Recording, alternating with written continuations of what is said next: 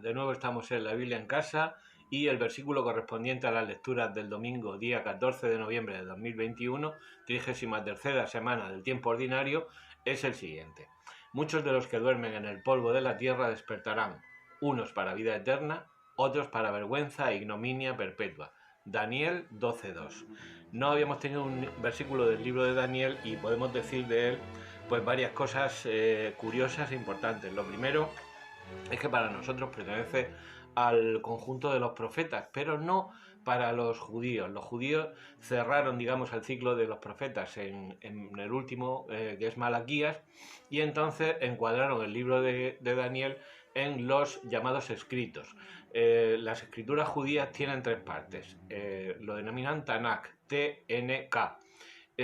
Torá, la ley, es decir, el Pentateuco, los 5 primeros libros de la Biblia, los Nebim, que son los profetas, y luego los Ketubim, donde están los relatos didácticos, los libros sapienciales, y han encuadrado los libros históricos, y han encuadrado este libro de Daniel, que es muy curioso por varias razones. Porque está escrito en 3 idiomas, porque tiene 2 partes muy bien diferenciadas, porque es el principio de un género que se llama literatura apocalíptica y que sustituye, una vez cerrado el ciclo de los profetas, sustituye a los libros proféticos. Bueno, en cuanto a su datación, el propio libro establece, pues se ambienta al principio en una primera parte, capítulos 1 a 6, en Babilonia con Nabucodonosor. Pero esta datación me parece ser, dicen los historiadores, que es puramente ficticia, lo cual no obsta para que podamos pensar que haya habido materiales recogidos de una tradición más antigua, y de hecho el nombre de Daniel es mencionado, por ejemplo, en el libro del profeta Ezequiel, y hay referencias a un personaje parecido en literatura antigua y no solamente judía. De todas formas, por lo que diremos más adelante, se puede fechar este libro de Daniel entre los años 164 y 167, naturalmente antes de Cristo, y parece ser que su propósito es animar a los judíos y servir de ánimo a la persecución, a los judíos que estaban bajo la persecución de Antíoco IV Epífanes.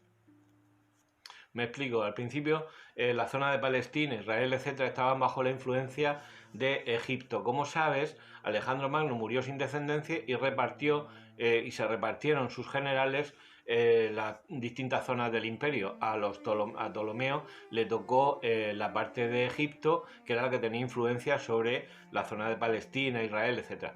Pero con el transcurso de los años, los que fueron adquiriendo influencia fueron los reinos del este.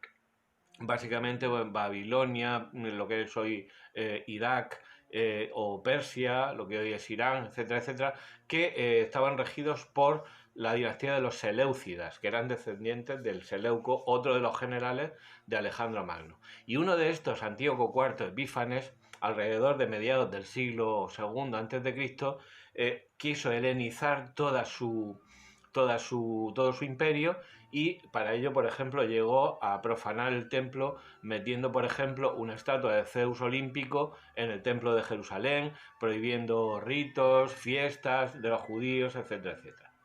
Y esta es, digamos, la coyuntura histórica en que se redacta el libro de Daniel, que sin embargo pues parece tener tradiciones más antiguas. De todas maneras, otra de las peculiaridades que he mencionado antes es que está escrito en 3 idiomas.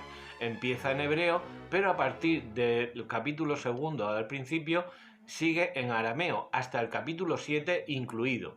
Posteriormente los capítulos 8 a 12 siguen escritos en hebreo.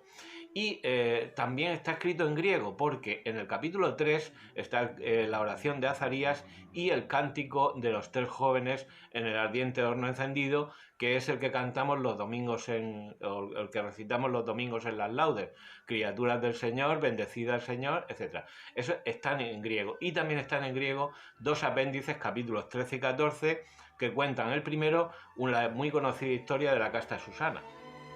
Como están en griego, estos fragmentos en griego no los consideran canónicos los judíos ni los protestantes, así que ellos se lo pierden, porque en la historia de la casta Susana, por ejemplo, aparece Daniel como si fuera un detective, como si fuera el Hércules Poirot de Agatha Christie.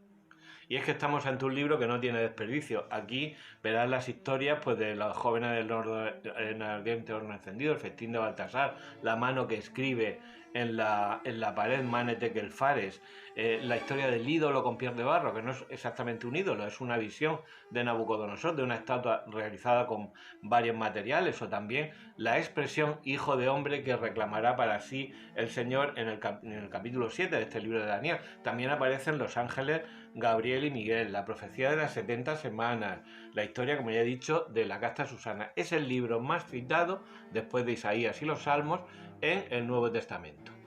El libro de Daniel inaugura el género de la literatura apocalíptica. Apocalipsis significa revelación, no significa otra cosa. Tiene la parte histórica de los 6 primeros capítulos y luego la otra parte, la parte ya más de visiones proféticas o visiones apocalípticas, es decir, de revelaciones de lo que va a ocurrir en el futuro y también que ayuda a vivir el presente. A partir de aquí se sucederán diversos apocalipsis, por ejemplo el apocalipsis de Enoch, que es citado también en el Nuevo Testamento y que fue muy popular, o el apocalipsis de Moisés, el apocalipsis de Elías y, naturalmente, nuestro libro del apocalipsis de Juan. El versículo que hemos escogido, 12:2, es la primera vez que en todo el Antiguo Testamento se habla con mucha claridad de la resurrección de los muertos. Hasta entonces era un tema pues que prácticamente no había aparecido. Por tanto, tiene mucha relación con otros, con los libros deuterocanónicos de primero y segundo de Macabeos, sobre todo el segundo libro de los Macabeos y la historia de los siete hermanos. Libro segundo de los Macabeos, capítulo 7, los 7 hermanos. Recuerda, el 7. El libro de Daniel ha tenido muchísima repercusión en las artes. Por citar, por ejemplo, el episodio del festín de Baltasar ha sido objeto pues, de una musicalización o una música incidental de Jan Sibelius y una obra muy conocida de William Walton, que también se titula así, El festín de Baltasar. También se puede decir, por ejemplo, que Benjamin Britten escribió una de sus parábolas de iglesia titulada también El ardiente horno encendido, sobre los 3 jóvenes acompañantes de Daniel. Y bueno, el tema de la casta Susana o Susana y los viejos pues ha sido muy conocido y muy reproducido en pintura, quizá por la excusa de pintar a una mujer joven y desnuda. Pero bueno, ya sabes, adelante con la Biblia.